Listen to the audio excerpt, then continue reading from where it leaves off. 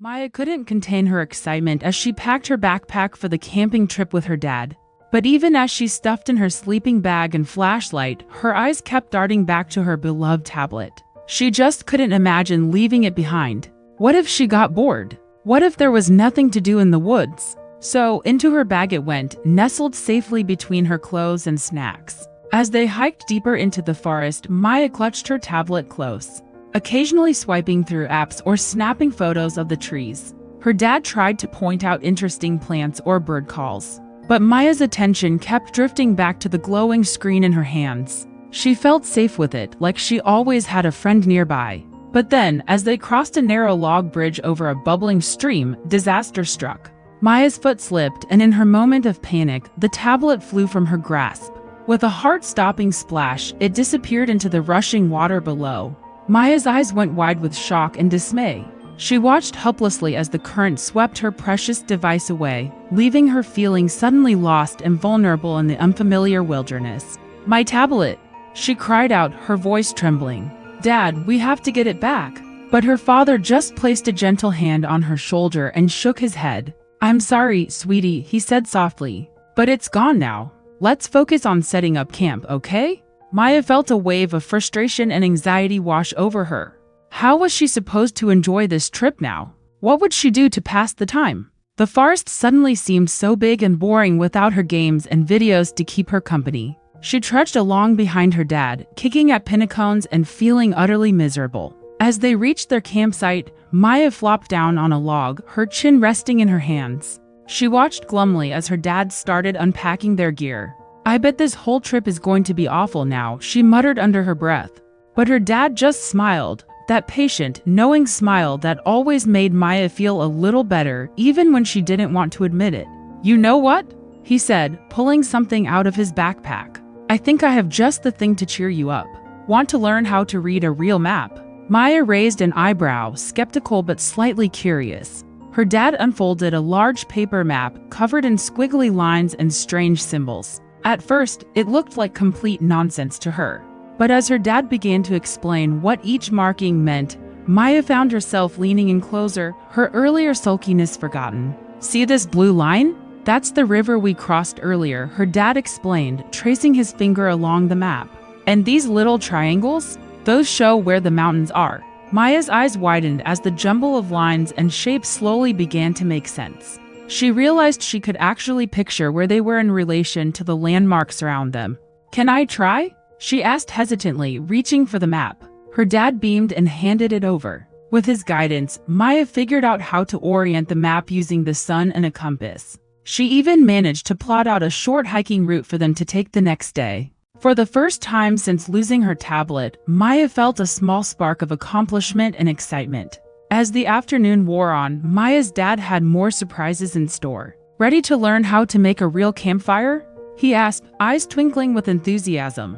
Maya nodded eagerly, her earlier boredom completely forgotten. Together, they gathered dry twigs and leaves for kindling. Her dad showed her how to arrange the wood in a careful pyramid shape, explaining the importance of allowing air to flow through. Maya listened intently, absorbing every detail. When it came time to light the fire, her dad let her strike the match herself under his watchful eye, of course. As the first tiny flames flickered to life, Maya felt a surge of pride unlike anything she'd experienced from beating a level in a game.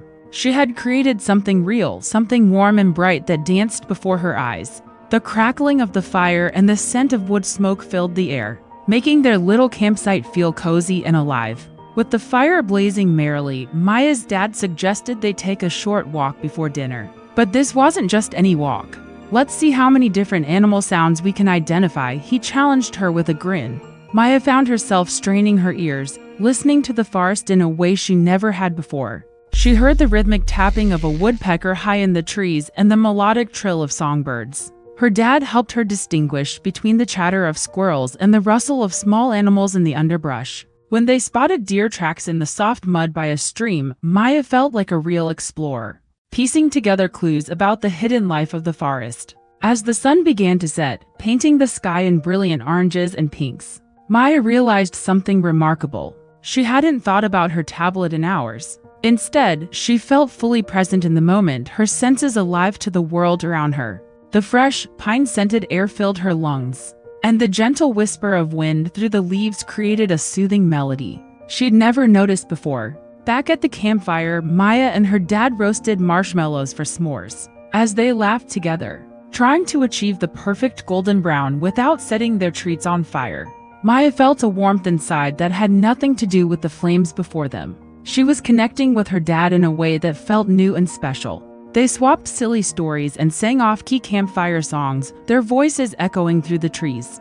Maya realized she was giggling more freely than she ever did when staring at a screen. There was something magical about being out here, away from the constant notifications and distractions of the digital world. As night fell and the stars began to twinkle overhead, Maya and her dad lay back on a blanket, gazing up at the vast expanse of the night sky. Her dad pointed out constellations, weaving tales of ancient myths and legends.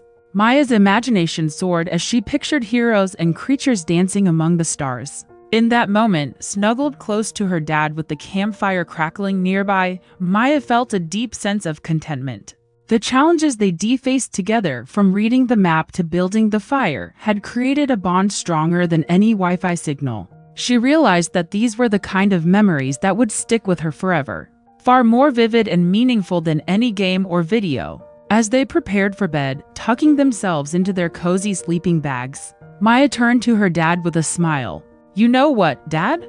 she said softly. "I think I like camping better without my tablet. It's way more fun to actually do things instead of just watching them on a screen." Her dad's eyes crinkled with happiness as he ruffled her hair. "I'm glad you feel that way, sweetheart," he replied.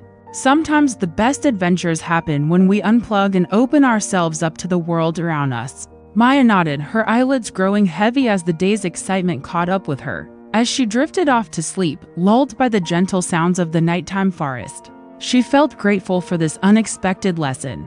She had discovered that real fun didn't need filters or Wi-Fi. It came from exploring, learning, and connecting with nature, with family, and with herself.